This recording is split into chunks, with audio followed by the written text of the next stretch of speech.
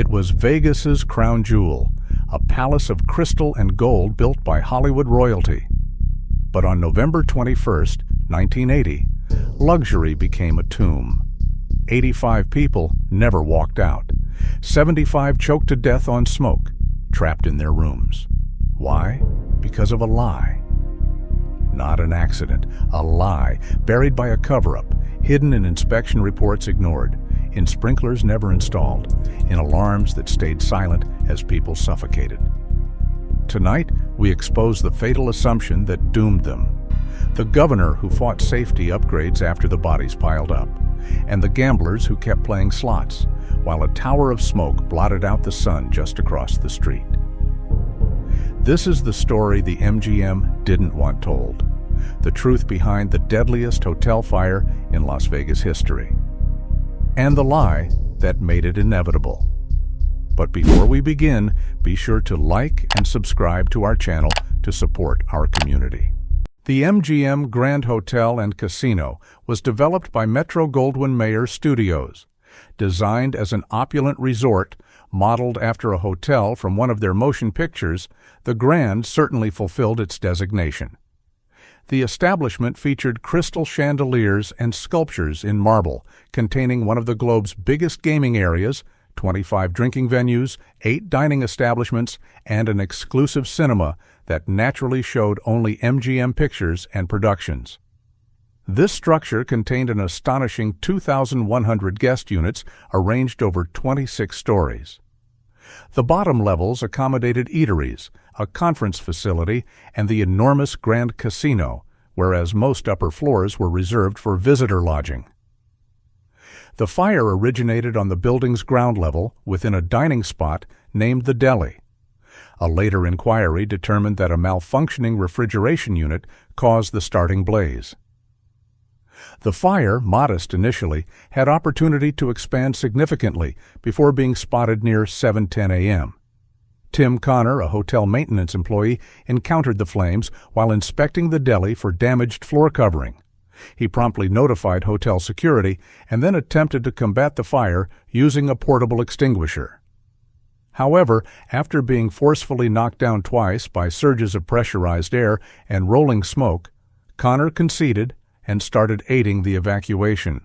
He made this choice just moments before flashover happened, only minutes after the fire's discovery. The flames, fueled by a rush of oxygen, raced through the restaurant and propagated across the casino area, engulfing the whole space in barely over 20 seconds. Patrons in the casino had merely 1 or 2 minutes of notice, a period some used to collect their gaming tokens and personal items before fleeing for the exits. Although the building possessed a fire alarm mechanism, the fire incapacitated it before activation could occur. As a secondary measure, occupants should have been instructed to evacuate using the building's speaker system or through their room telephones.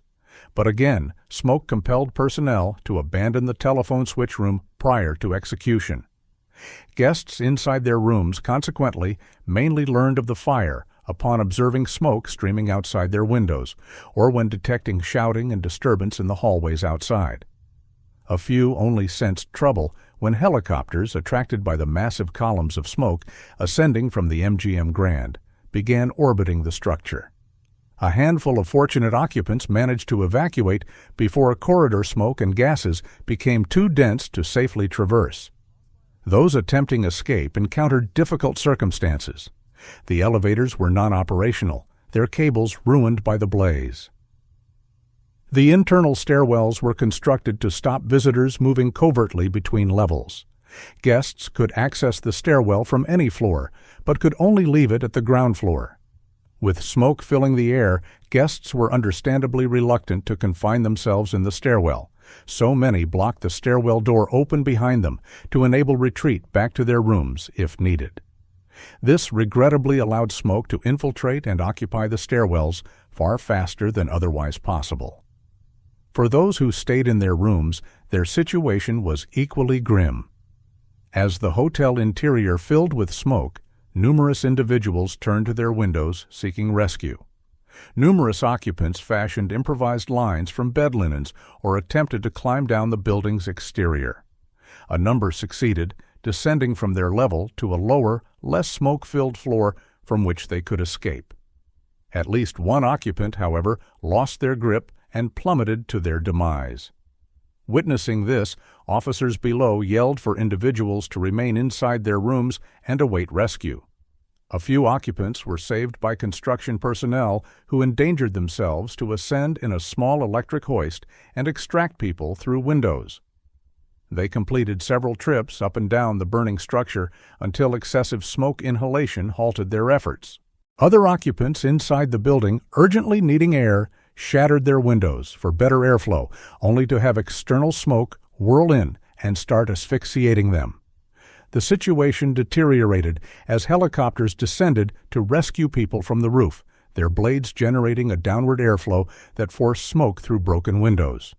The blaze was controlled within hours, never advancing beyond the building's ground level.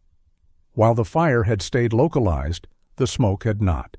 It collected on the upper levels, and it was there, most distant from the fire, that the greatest number of fatalities occurred. Many perished in their rooms, with some employing lipstick to scrawl farewell notes on mirrors. Several individuals survived by wedging towels around their door edges and keeping windows firmly shut. In fact, some survivors were completely oblivious to the disaster's scale. Firefighters methodically clearing the structure floor by floor found a couple deceased in an embrace in one room and a couple alive and consuming tequila to occupy time while awaiting rescue in the next. Many survivors from the incident were airlifted by helicopter. This was a safer choice, with smoke persisting in the building's lower sections even after the fire was suppressed. The deceased were removed as soon as conditions permitted. They rapidly occupied all morgue capacity, necessitating cooled lorries to hold remains until identification. Treatment sites for the nearly 650 hurt were established in adjacent casinos, areas that were hesitantly abandoned by dedicated players who had stayed playing slot machines while the Grand burned opposite them. Altogether, 85 people perished due to the MGM Grand Hotel and Casino fire, 75 from inhaling smoke. A post-disaster inquiry exposed not only the fire's origin, but multiple regulatory shortcomings. Fire inspectors had highlighted several critical building deficiencies earlier that year. When the fire occurred, just 1/5 of the noted issues had been corrected. For instance, sprinklers were absent in the casino and the Deli where the blaze ignited. These zones were originally planned as open, continuously occupied spaces, thus legally exempt from sprinklers under the assumption fires would be spotted and quenched immediately. Over time, however, space usage had evolved. The Deli was no longer a round-the-clock dining spot, yet sprinklers remained uninstalled. Circumstances had altered, but existing systems hadn't. Additionally, defective seals in the hotel's climate control permitted smoke to spread through the entire structure instead of confining it to one level. The alarm mechanism was also obsolete and insufficient for a structure of the MGM Grand's scale. These were all features that would be prohibited in a newer hotel, but the MGM Grand was erected during an era when regulations were less stringent. Even post-fire, one governor maintained that it was neither reasonable nor feasible to demand older buildings be retrofitted to standards non-existent during their construction. The fire was put out in hours. The lies took decades to uncover. 85 lives were erased by smoke and bureaucracy. 75 suffocated, not because fire raged, but because a governor declared it unfair to fix what broken regulations allowed. Because sprinklers stayed missing in a Deli that stopped serving 24 hours. Because alarms built for a different era fell silent. Because profits outweighed prevention.